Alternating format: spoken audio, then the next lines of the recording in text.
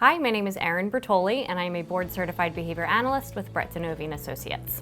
This video is a follow-up video to one previously created on the analysis of private events and the use of acceptance and commitment therapy with kids. If you aren't familiar or haven't already viewed it, please check out our channel for that and other content that has been created on acceptance and commitment therapy.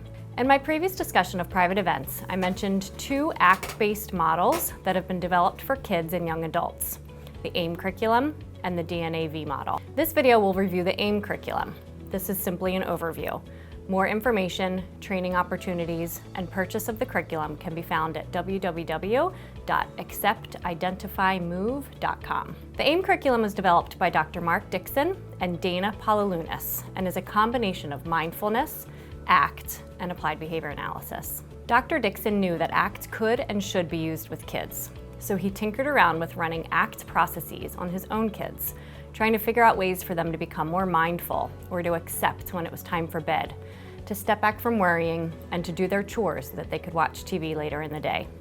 But he explained how the heavy psychological concepts of ACT needed to be stripped down to their basic elements and articulated in discrete learning trials in language a child could understand. And what resulted was 180 days of ACT lessons for kids, and a book that framed these lessons within the context of autism intervention. A.I.M stands for Accept, Identify, and Move. Together, these three words serve as a philosophy towards value-driven life. According to Dr. Dixon, if we can accept both the wonderful and terrible that is the natural course of everyone's life, identify what really matters to us and what we want our life to be about, and move towards these goals and values, we might just make it. The goal of A.I.M is better living with adaptive, flexible behavior that leads to success in various environments. Mindfulness and parts of ACT seek to increase an individual's awareness of what is going on in the environment, right here, right now, rather than being caught up in a world inside of their mind. ABA and other parts of ACT seek to increase or decrease certain behaviors, making it more likely that he or she will engage in behaviors that result in rewarding experiences in that environment. Together, these three elements help the individual be an aware, active participant in his or her life. A.I.M can be implemented in homes or schools, either in a one-to-one setting, in small groups, classroom-wide, or even school-wide. But remember, this curriculum utilizes the principles of ACT, which is rooted in relational frame theory. If an individual cannot make arbitrary or derived relations and understand and interpret metaphors, then they may not fully benefit from this curriculum. In other words, the individual needs to have a pretty sophisticated language repertoire. Think about kiddos with high-functioning autism or emotional and behavioral disorders, kids with anxiety or OCD and other mental health disorders. In terms of ages, the curriculum is developed for kids in grades K to 12, although my personal experience has led me to make some pretty heavy modifications for those in the younger and older grades. The A.I.M curriculum has 5 main components: mindfulness practices, daily ACT lessons, the A.I.M point system, function-based reinforcement, and ongoing progress monitoring. We'll start with the mindfulness practices. Included in the curriculum are 75 scripted mindful moments, which are 1-minute mindfulness exercises that can be done at the start of the session or lesson, morning meeting, or even over the loudspeaker during morning announcements. Mindfulness can be understood as the foundation and basic precondition for education. Children need to learn to stop their mind wandering and regulate attention and emotions, to deal with feelings of frustration, and to self-motivate. Mindfulness practice enhances the very qualities and goals of education in the 21st century. These qualities include not only attentional and emotional self-regulation, but also pro-social dispositions such as empathy and compassion, self-representations, ethical sensitivity, creativity, and problem-solving skills. They enable children to deal with future challenges of the rapidly changing world, ideally becoming smart, caring, and committed citizens. Next are the 175 ACT lessons, broken down into weekly themes that include things like good versus bad, past and present, the give and take, acceptance, taking things one at a time, willingness, values, transformation, flexibility, perspective taking, quiet and loneliness, setbacks, compassion, and more. The lessons include 3 tiers to offer options of interventions based on individual needs and amount of time and resources available to the instructor. Each lesson includes which core process in the hexaflex the lesson is addressing: present moment awareness, acceptance, diffusion, values, committed actions, and self as context, or flexible self as I usually say. Each lesson also includes a description of the lesson, preparation notes, scripts, discussion prompts, and experiential activities. Next, we'll talk about the point system and use of function-based reinforcement. Again, one of the 3 major components of A.I.M is applied behavior analysis. And what good ABA intervention doesn't include a good solid reinforcement system, an analysis of function, and a lot of data. The authors have created and shared a ton of data sheets in the book, including a number of variations of point sheets, referred to A.I.M point calculators, a MyACT monitor for self-management, an example of a good function-based reinforcement menu that includes price points and cash-out opportunities, ABC and ACT record logs, and more.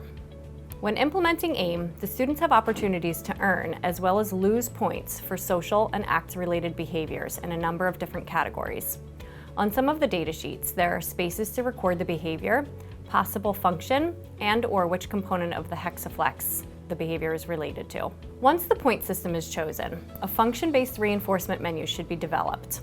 The menu should be broken down into reinforcement options that match the 4 functions of behavior: escape, access to tangibles, attention, and sensory.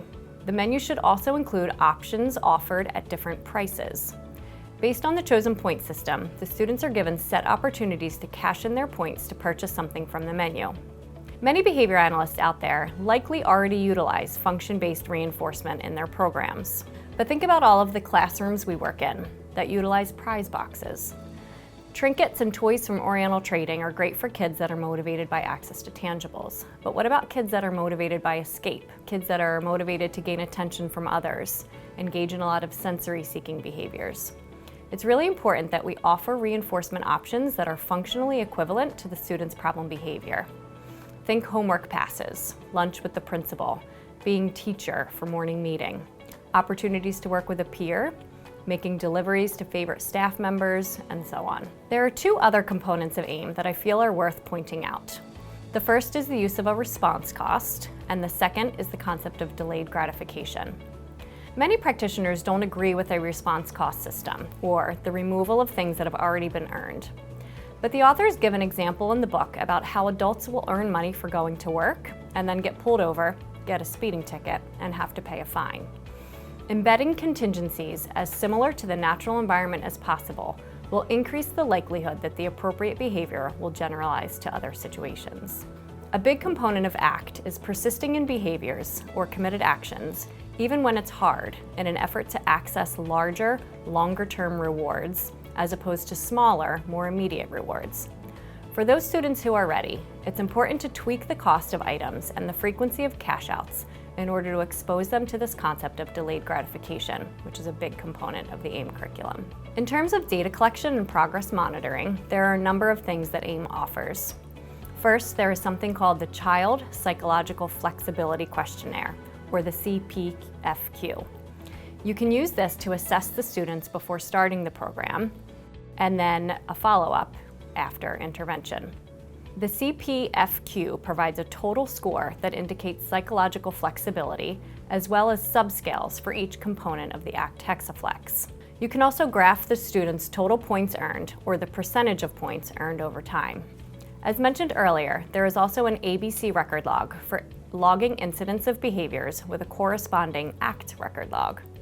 There is an ACT quantitative analysis scale, or the AQAS, which is a rubric that can be used to rate the student's performance during the ACT lessons. Finally, there is a program design checklist and even a treatment fidelity checklist and ACT implementer evaluation sheet. This book literally comes packed full of resources. And as some of our experts in the field have said, this timely and important book describes the integration of 3 effective and well-established interventions into a coherent and unified treatment approach with children who are struggling to adapt and find meaning in an often chaotic and challenging world. It is a must-read for any behavioral health professional wanting to make a difference in these children's lives. A.I.M is packed with creative methods for moving behavior change processes of known importance. This book gives practitioners the scientific and practical understanding needed to apply this modern form of behavior analysis to children. Wise and easy to use, it will make a difference in your practice. Simply put, this is the book you've been waiting for. There are a lot of behavior analysts in our field who believe that ACT is too mentalistic, too therapeutic, or outside of our scope of practice. But as discussed in previous videos, Skinner made this very clear. Behavior analysis is supposed to be a comprehensive science of psychology, a comprehensive science of everything all organisms do, which include private events. Thoughts and feelings are, in fact, behavior, influenced by or a function of the same kinds of variables as publicly accessible behavior. Let's take a look at the BACB task list. Look at all of these areas, and this is just to name a few. Now, of course, as with any newer technology, more data is needed. I am happy to share a few samples of data that I have collected over the past year or so, and very much look forward to seeing more data and published studies on this curriculum.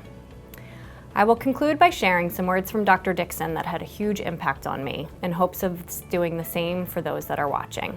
Language changes everything. Once we start talking, we begin to interact with a psychological world that might be removed from the current time and place. Everything changes. The phenomena that behavior is under control of substitute stimulus functions of the actual stimulus objects is nothing new within the science of behavior. The problem lies in altering behavior under the control of such substitution. But this is only a problem for those who believe that the three-term contingency of antecedent behavior consequence is sufficient to produce results. If anyone thinks a simple differential reinforcement system is sufficient to change the behavior of a verbally sophisticated human, well, they are a damn fool. Go flip through the pages of our most sophisticated peer-reviewed journals if you doubt me, and try to find a robust research program that manages to alter behavior of verbally competent children in meaningful ways using direct acting contingencies. When you can't, go and examine what has been developing over the past 20 years. When the participating factors of language and cognition are embedded within a traditional behavioral approach, and when we start teaching children with interventions that match their level of complexity, and with interventions that incorporate a comprehensive contemporary account of human behavior, we will have accomplished our aim as caregivers. This curriculum, along with the DNAV model, have taken my approach with my clients to a whole new level. There is more to intervention and promoting behavior change than direct contingency management. We need to include an analysis of private events into our approach, and ACT-based interventions like these are technologies that are available to us and are within our scope of practice as behavior analysts. If you have not already done so, please click subscribe and stay tuned for further content being created on the DNAV model and other ways in which we can increase psychological flexibility in our youth.